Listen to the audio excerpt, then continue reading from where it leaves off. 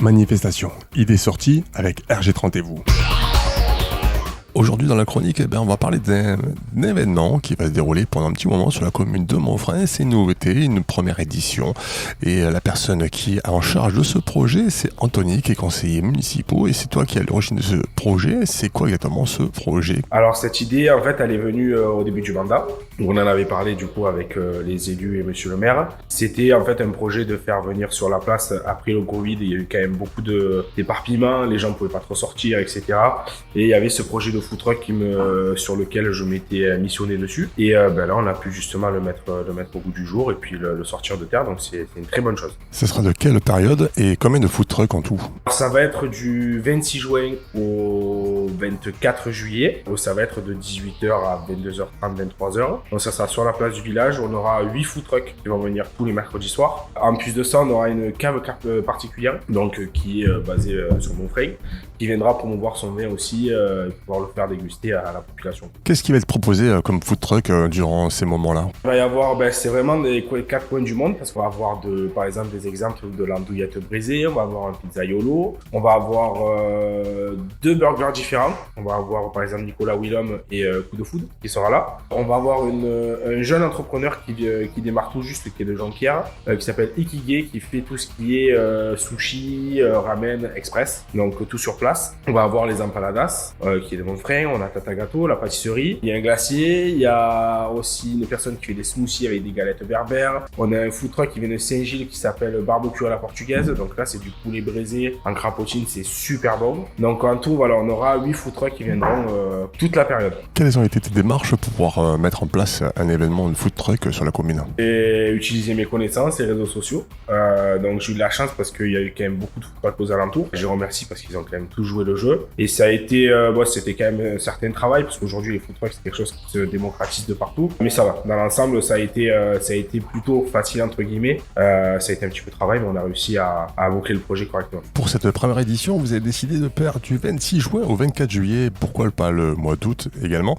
Et est-ce que dans le futur, ceci pourrait changer ou voire bien sûr augmenter le nombre de participants au food truck? Août, il y a la fête, donc il a fallu quand même, parce que ça demande beaucoup de travail même pour les festivités. C'était le bon créneau, c'est la sortie des écoles, c'est la période où c'est le début des grandes vacances. Et le créneau correspondait pour pas aussi nuire aussi aux alentours, donc que chacun puisse avoir son créneau. Là, parce que là c'est la première édition, donc il y aura quand même pas mal d'animations musicales, etc.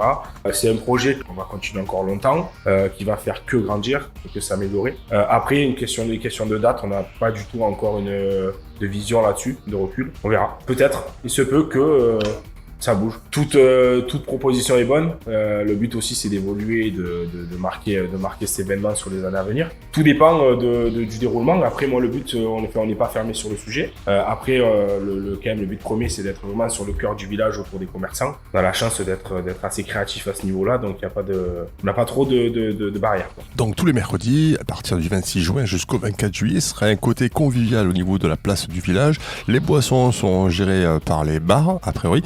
Et au niveau des tables, qui c'est qui les gère? Donc nous, ça c'est le comité des fêtes des Jouvins qui va s'occuper de ça, qui ont répondu présent tout de suite à ce niveau-là, qui vont s'occuper de toute la partie infrastructure et qui vont aussi promouvoir de leur côté les obas de la fête, où ils auront un stand où ils vont pouvoir vendre leurs goodies, t-shirts, tout ce qu'ils ont prévu pour la fête. La partie boisson, ça sera les 2 bars qui seront sur ce sujet-là. Je te remercie beaucoup Anthony pour tous ces renseignements et avant de partir, je te laisse le mot de la fin. Et oui, c'est toi qui auras le mot de la fin pour pouvoir inciter les gens à venir sur la place du village tous les mercredis du 26 juin au 24 juillet pour Family Food Truck, la première édition qui se déroulera de 18h30 à 22h.